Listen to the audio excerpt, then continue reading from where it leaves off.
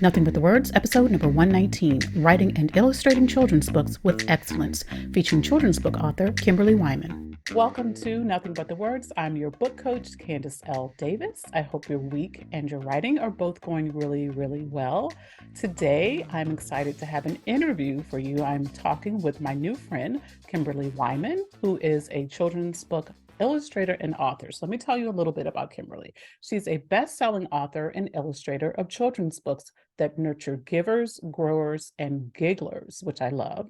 Her recent release, Grow Love, was Amazon's #1 new release and #1 bestseller. She has been featured on local TV networks and has been a prominent speaker at community leadership events. Kimberly helps families to connect, reset, and explore with open hearts, eyes, minds, and hands to love, see, respect, and act through her children's books. Ooh, that's good stuff. All right, Kimberly, welcome. Thank you. Hi, thank you. As you're reading that, I was like, that's a mouthful. It's a mouthful, but it's like good stuff. Like as a mom and a grandma, like those Oh, I love those that. those are the kind of books I would want my kids to have their hands on. So tell me how you came to children's books. I wrote my first book 15 years ago, and Wow. it was actually not intended to be a book. It was a letter to my soon-to-be child that I knew nothing about because basically I just knew that I wanted to be a mom. I was single, and so I penned a letter to my future child, not knowing how or when the child would come into my life. And then I ended up adopting my son, and that letter was turned into a children's book. So that is my very first experience with writing children's books. Okay, so you say that like it was a very simple task to go from letter to children's book. I'm pretty sure it wasn't. So how did you end up turning that letter, which sounds like a wonderful idea, into a children's book? Well, when I had written the letter, it was just very personally transformational for me. And so that was really the letter that told me to move forward with becoming a mom and starting the adoption process. Wow. And so as I had shared that letter first with close friends, and I got the response of, that's amazing, other people need to hear that letter. To then just kind of talking to people. I was in marketing. I had a international brand strategy business that I had started, gosh, over 25 years ago now. And so I had known people in the writing industry and was talking with them about it. And they're like, it needs to be a book. It needs to be a book. So, Wow. of course, the letter was written as a future because I did not know about the child. And so, from a book standpoint, we kind of had to put it past tense so that it made sense to Okay. flow reading a book versus the anticipation of, the unknown. And so there were obviously some edits and modifications, but yeah, it was based off that. And then, well, anyone can write a book, so I independently published it. Um, and so that part, while not easy, maybe a little bit more simple since I didn't have to go or I did chose not to go the traditional route with submission letters and getting people Yeah. to, all of that type of stuff. I mean, pros and cons to each path, right? Absolutely. Pros and cons to each path. But you 100%. also illustrate your books, correct? Yes. So again, my background is in design. I had started my first business when I was 20, international brand strategy and design. And so I did all the messaging and artwork for corporations. And so honestly, doing children's books, what I'm doing now isn't too much different. I'm basically creating messages and images and illustrations for children versus corporations, which just speaks to my heart more personally anyhow. Oh, I would never have thought of it that way. Like I would never have Really? made, no, that that was just so cool the way you just described it. I would never have thought of it that way. That's interesting. So it was very seamless for me. So I had adopted my son. I lived in Guatemala for a year as his foster mom, came home, started a second adoption process. My daughter was born in Ethiopia. And when she came here, I had sold my business then. And honestly, it felt like such a natural transition.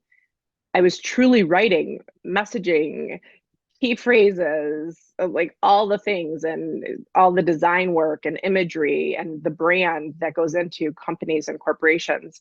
And it was just seamless. It was just like, okay, here's a new target audience. They're not, 45-year-old Japanese male.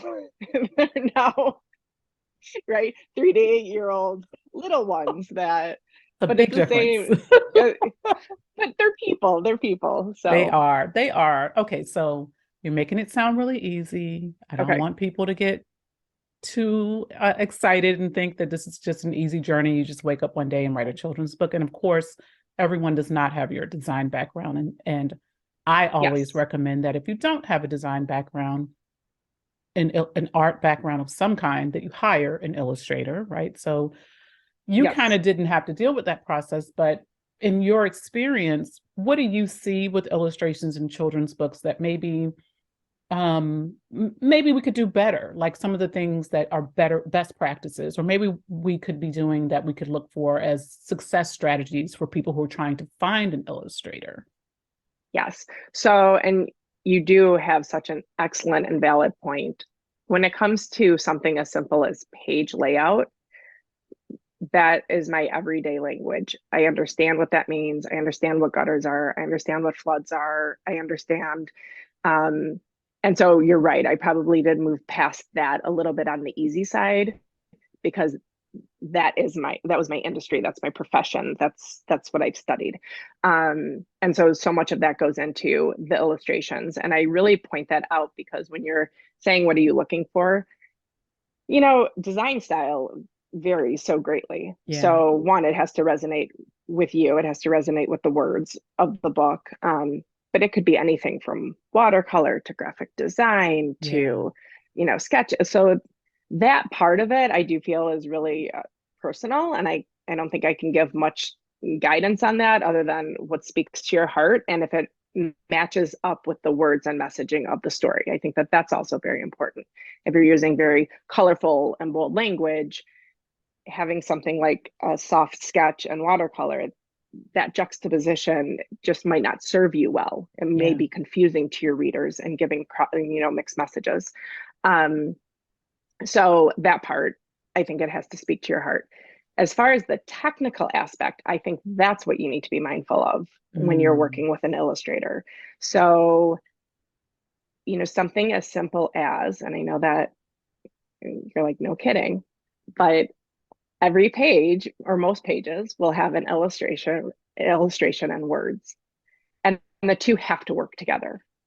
So if you have this phenomenal illustrator that you're working with, and you know that that's who you want to hire to do your book, and that's brilliant, the technical aspect of knowing that the words on the page have to work with the illustrations and to be able to clearly articulate that and make sure that both you and the illustrator are on the same page about that yeah. is really important. So sometimes I open up books and it's like this gorgeous illustration. And then literally in Times New Roman 12, down at the bottom, there's the words. And it's like, It doesn't really go together. no, it feels like it's a missed opportunity. Yeah, yeah, I've Yeah. seen that as well. And I don't have your technical background, so I will see it and not necessarily know why it doesn't work. I just Okay. know it doesn't work, right? So Yes. you have enough technical background that you can see it and tell somebody. But I think I love your suggestion that it needs to speak to your heart. If you're choosing the art for your book, this children's book that you've poured so much into, right? I mean, Yep. people think because people who haven't done it think because it's short that, it didn't require much effort. That's not necessarily the case. Oh my gosh, it might be argued it required more. It's hard. You know what? I think I'm an overwriter, and I don't know how many people that you work with, but I think that there's a lot of overwriters, Yes. especially when you're sitting down and you're writing, and it's like and it can be flowery and beautiful and imaginative and all the things. And then all of a sudden it's like, wow, I lost myself in that. Yeah. A reader is going to get lost in that. And so to, peel that back, rough rule of thumb, there's definitely exceptions for absolutely everything, but just very rough. You can say a picture book is about 1,000 words, Yeah. 600 to 1,000 words, maybe. So if you've got a really strong message that you're wanting to get across, especially if you've got character development involved, world building involved, that's tricky to do in Yeah. that short period of time. And so what do you have to rely on then when you've got limited words? Illustrations, Illustrations. Oh, so graphics. that's interesting. One thing I run into, and give me your opinion on this, and because I Yeah. don't do illustrations or anything like that. But when I'm editing a children's book, there are often times when I run into places where I feel like the author is saying what the picture should be showing. What are your Right. thoughts on that? So I think take advantage of what a picture book is, which is pictures in a book. So to take advantage of that and let pictures speak, let let them speak for themselves. Now, not always can you, but when you can, or something such as simple of, she held up a sign that said stop. She was alarmed. She was alarmed that, she's look at, well, you don't necessarily have to say that. I mean, she could literally, with panic or alarm in her face, be holding that stop sign. And then that gives discussion opportunity, which is another thing Mm, that I think is so valuable with picture books, is the discussions that can come from it. So many times you're not just reading a book and it's, cover to cover, it's done. You're interacting with the little one that's on your lap. Or in classrooms, picture books are brilliant for classrooms and teaching writing styles, right? I mean, I know all the way through eighth grade teachers who use it to talk about literary styles and different things like that, and reference picture books for that. You're not just reading the words, you're discussing it, you're yeah. talking about it. What expression, how does that make you feel? Real world connections and life connections, for the reader and the person that you're, maybe a child that you're reading with.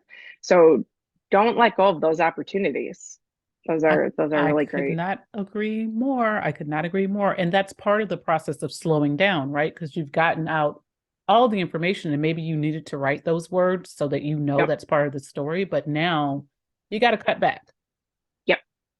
You got to Yeah. cut back. So Yeah. yeah. So I'm just going to put it out there because she knows I talk about this all the time. She's talked about it on the Okay. podcast. My sister is also a children's book author. And Awesome. we talk about a little bit older age group, but we talk about but they're still picture books. We talk about how in her first book, she just wanted to have all the words in there, just all the words. And as she has written book after book, she has pared down. Each one Yes. has fewer and fewer words, but I think they're even more impactful than the first one. I mean, if you're selecting the right words, that's the goal, right? For Yeah. them to be impactful. But Yeah. then if the less you have, the more power you're giving them. So selecting those words, selecting those phrases, you know, um, letting the pictures complement the words so that the words can be fewer. So that when you're reading, I don't, this has nothing to do with books. Sometimes I talk to my kids a lot, not sometimes, often I talk to my kids a lot. And, whether it's, how's your day at school? Pick up this, do this, how's this? How can you come here and do it? Sometimes they stop listening. Yeah. They Yeah. they truly stop listening, right? And so I honestly say, or now I don't even say, I go to removing my voice. What has more power? Do this. How did you pick up your clothes? Did you get the lunch packed? Let me take a look at this. This needs edits, blah, blah, blah. Or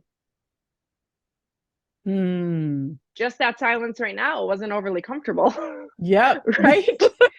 Right. Yep. And I feel like that's a real world demonstration of less is more. And if we're talking at, a lot of times, my experience only, if I'm writing, because I am an initial overwriter. So Yeah. I'm writing and I'm getting it all out. The true meaning is lost. Maybe I've got some great analogies. Like I said, I've got flowery words. Maybe a sentence here and there is evoking a feeling, but it's lost. Yeah. It's lost in this, Yep. right? And that's where less is more. So give that less more power and take, a chance to step back and breathe. Yeah. And I feel like as soon as I stop talking, everyone in my house starts paying attention. I love including that. my husband. It works for adults too. Like, Yes, absolutely. I That's a good love strategy that. for all ages. That's a great strategy for all ages and for writing your not just children's books, but honestly any book because you can overwrite. I don't write children's books. I write adult books and I overwrite too. But I know I'm going back and cutting. So it's fine Yes. to get it out in the draft. Yes. So you've got this on lock. Like you've done this several times now. You're doing more Yep. books. What kind of obstacles have you faced anywhere along the way, whether in the writing, the publishing, the marketing? What have been the biggest challenges for you? Well, the number one is time. And I don't think that I'm alone in saying that. I'm sure every single person listening or watching can say, I don't have time either. Um, and so, but it is still a real obstacle that we have to get around. For Grow Love, my last book that was published, I truly did it at 3 in the morning. I mean, that Wow. was honestly, my work time was truly 3 a.m. to 5 a.m. Um, People ask me what's your favorite part about a book, and that I got it done. That is truly the favorite part. I mean, honestly, that it's done. I can go back and look at pages and I'm like, oh, I don't love that. Yeah, this is really great. Oh, this would have been stronger. Yeah.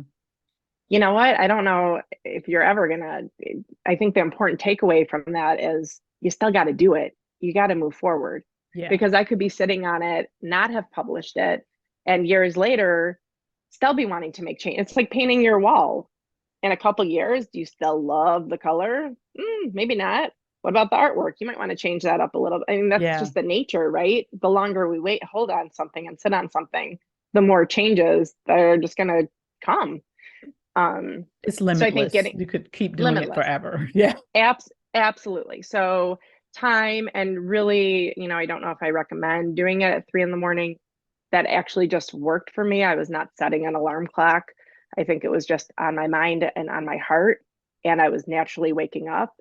And, you know, that time worked for me. I was really busy, as everybody is. I don't think anyone's just sitting around idle time, Yeah. I or at mean, least but not many. you could have just lay in bed and ruminated, right? Like, I mean, a lot of us wake up at 3 in the morning and we just lie there and we just kind of think, oh, I still have that book to write. I still have all these things to do. But you actually got up Yeah. and did it. Well, and I think you just have to ask yourself, how much do you want it? How badly do you want it? Yeah. Right. I mean, at any point, I'm 45, and I could say at 46, I could either have another book published or I could not have another book published, but I'll be 46 no matter what. Time's still Yeah. ticking on, it's still moving along. I'm still going to be at that next phase of life. So, what do I want to have accomplished or not accomplished? And I think once, you have that personal conversation with yourself, and, whether it's about writing a book or truly about anything, I think that becomes your motivation to say, well, then I've got to do something. Yeah. No, I And agree. I've got to move that forward. I agree. And you are moving forward. I mean, you're going on, this is going to be your fourth book coming up. This is your third. So Third book. with Grow Love was your second. It was. Yep. And so you ran a really interesting promotion book drive with that in December. You want to talk a little bit about that and what inspired it? Yeah. So, actually, it came about just innocent enough, where I was talking with someone from a foster care agency. And, they were talking about the need for books, children having books. And with children in foster care, which I am very involved with, children have limited belongings Yeah. that move with them and is actually theirs. So, I just had enough conversation about that, and just, and that was that. And then later on, I was at just a book event that I was doing, and someone was looking at my books, and they're like, "Oh, I love this. I just don't have anyone to buy the book for. Their kids are too old, and not yet a grandma." This personal story that I was talking to, or the person I was talking with, and so she's like, "Oh, I just wish that I could, donate the book." And so I was like, huh, interesting. Well, what happens if I ran a campaign where people could purchase the book if they wanted to? And I worked with a foster care agency. I ended up working with 3 foster care Oh, agencies. So it wow. was really successful. It was awesome. And you could sponsor a book for the child, have a nameplate inside the book saying, gifted with love by whatever you wanted to put. And then I went and did book readings and book signings at holiday parties for children in foster care. And they Wow. each got their own personalized copy of the book, including siblings. There was this one set of twins. I want to say they were about 6 years old, and they were just blown away that they each got their own book. I They love were like, that. we each get one. It was like, you do. And they were just like jumping and they were excited. And so it was just a phenomenal, that just accidentally happened, but it was definitely not me. It was the whole community that, Yeah. you know, came together and did that. And it was wonderful. It was so great. I loved it when you did it. I did donate a book because Yes. one, I believe all kids deserve to have their own books, right? Libraries are great, but they can't always get to a library. And there's nothing so special as the book that you can call your own. Yes. And I love that you had the nameplates in there because it gave, to me, it was giving kids a sense that there's somebody out here who cares enough about you to give you this book. That was so, I got goosebumps. I literally just got goosebumps when you said that. That was my number one. That was what was most important to me. So some people were like, oh, anonymous, or, they don't want the credit. And I was like, please, please, please. I want the children to know, like, this isn't me as an author, giving Yeah. books. This is a whole community. Like, and we Yes. had hundreds of people, a Yep. whole community cheering these kids on. And what is more important? That's way more important than the book. Way So more important than important. the book. Yeah. Yeah. It Yes. made me so happy. I put my granddaughter's name as the person donating it. She's 3. What does she know? Right. But I put her name in there because somewhere out there's a kid who knows that another kid gave them this book and Yes. cared enough to do that. That is like so exciting to me. So it was exciting to see you do it and to see that it was successful. I love that because I hear authors who have similar ideas maybe, but they're afraid to take the step to go ahead and do it. Well, So and it's hard because I was in a vulnerable position, right? yeah, Because I'm thinking, well, you're purchasing the books. I'm benefiting as well because you're buying my book that we're then gifting to a child. And I had to remove myself. Trust me, if I could just write and illustrate and produce books and give them all away and somehow still feed my family and, pay my rent, I would do it. But I mean, who can do that? I don't think you work for free. I it don't would think be anybody great, works for but free. we It can't. would be, I mean, it would be phenomenal, right? I would love nothing more. I would love that. That would be, it's just not my reality. Yeah, And I think for most people, it's not, right? And yeah, we do this because we do have to support ourselves. correct. And so once I was able to like kind of remove that, but this isn't about me, it is about the children. And then seeing the kids' faces, Yeah, talking with the foster care agencies and the executive directors and the board members and how happy they were and how happy the kids. I mean, it all came together, and because of it I can work on my next book, and we can do it again, hopefully. yeah. It was a great success. I haven't really thought about December of 2023 yet, but I guess it'll be here Start before. thinking, Kimberly. Like, I know it comes fast. It comes really fast. and for a person who donated, right, because you had different levels where you could donate, you didn't have to, you could spend a lot of money if you wanted to, right? Like if you just Sure. had money, but you didn't have to spend a lot of money and you could still really feel good about what you were doing. Yes. So I love Yes. that you organized it very, very well and you made it very Thank you. easy for people to participate. So I thought it was really, really great. And yes, please start Thank thinking you. about December now so that Oh you my can. gosh. It is crazy. Well, and then it wasn't just the book. I did put together a book bundle. So I had Okay. made an activity kit as well, and pencils and bookmarks and stickers. So it was Yeah. a kit that they got, which the kids love. I mean, it was activities tied into the book, crossword Yeah. puzzles, drawing pages, coloring pages, sketches, Nice. gift tags, things like that. And so that, yeah, it was a gift. I mean, it was it Yeah. I was mean, it so was for a me, a unit. book is a gift. I mean, a book Yeah. is Oh, just of always going to course. be a gift. And sometimes No, it's the you're gift absolutely that right. I But it was give. it was a bundle. And Yes. I love that because it was going to kids who don't have their own stuff, that you made it Yes. a full, something that felt fuller to them. Right. And so Yes. that they could interact with in different ways. I think that's Yes. fantastic. Yes, So, what's coming up next for you? I know you have another book in the pipeline. I do. And I'm really excited. So, first, I want to say Grow Love has its 5th year anniversary coming Oh, up wow. February 1st. It was launched for Valentine's Day. It's not necessarily a Valentine's Day book, but Grow Yeah. Love, and it's all about finding love and giving love and sharing love. So Valentine's Day makes good sense. So I am going to be doing some type of something as far as what's immediately next, 5 year celebration for the book. Yeah, that's fantastic. Yes. However, my next book, which is planning to launch in October, Friday the 13th, Oh, wow.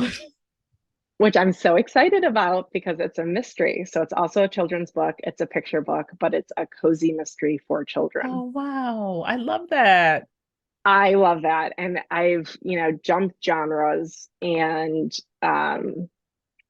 I'm just so excited about it. And it's also great to be excited about your work, right? Yeah. So I love writing positive messaging. I love inspiring kids, give, grow, giggle. I like to say, and I love when kids laugh and, they turn into givers themselves and, Yeah. want to go out and make a difference in the world. I think that's so great.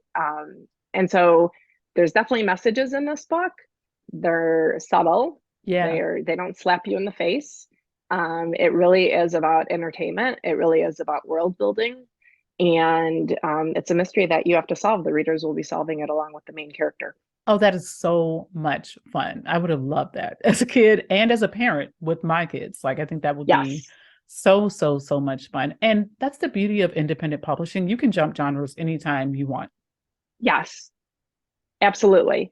And I think that, maybe that's even important to do so if it keeps you excited and motivated. Mm, So, again, the question is, but what made you get out of bed at 3 a.m. to work on it instead of just laying there? yeah. Well, if you're excited about something, right? And maybe you become stagnant in something that you've written, or, raising global citizens is really important to me. I've spent lots of years talking about that, developing curriculum for that. I've got a multicultural family. It's just really important to me. Um, and at the same time, I was, I don't want to say feeling stuck. It was just starting to, I felt like I was teaching too much, is what it Yeah. actually felt like. I get that. And it was weighing me down a little bit. Yeah. It's like, well, I'm not a teacher. I don't want to be a teacher. I don't want to continue like trying to like drive these messages home and convince. Like, I definitely don't want to convince anyone of anything. Like, that doesn't align with me. And so, but so much of my identity has been tied up in that. And so with the idea of jumping genres Yeah. and going to a cozy mystery, it's like, but am I letting someone down? And then the Oh, question becomes, well, who am I letting down? Am I letting myself down? Would I be letting my children down? Am I letting my readers down? Like, who am I letting down? And I couldn't come up with a really good answer that I was actually letting anyone down. that's the brain there, Kimberly, trying to convince you Right? to stay safe. Yes.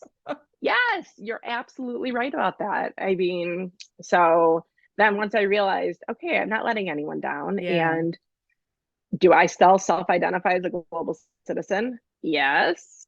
Do I hope my children do? Yes. Do we incorporate lots of cultural, multicultural things, both birth cultures and just other fascinating cultures in the Yeah. world in our home? Yes. Like, none of that's changing. But do I have to think that I have to write the curriculum for that or talk about the pillars of being a global citizen and go Yeah. into like all the depth? No, No, no. no. And global citizens can write cozy mysteries. It's fine. Absolutely. Well, and I have to say, Mika Valentine, who is the main character, and I'm anticipating a series of books with her. She's the ultimate global citizen. Oh, I I love don't have that. to. I don't have to use the words. I really don't. Um, Her mannerisms, her thought process, her values, her characteristics. She's the ultimate global citizen. That is So if awesome. someone wants to dig in there and read more into it, there will be more to read They'll find into. it. They'll They'll find find it. it.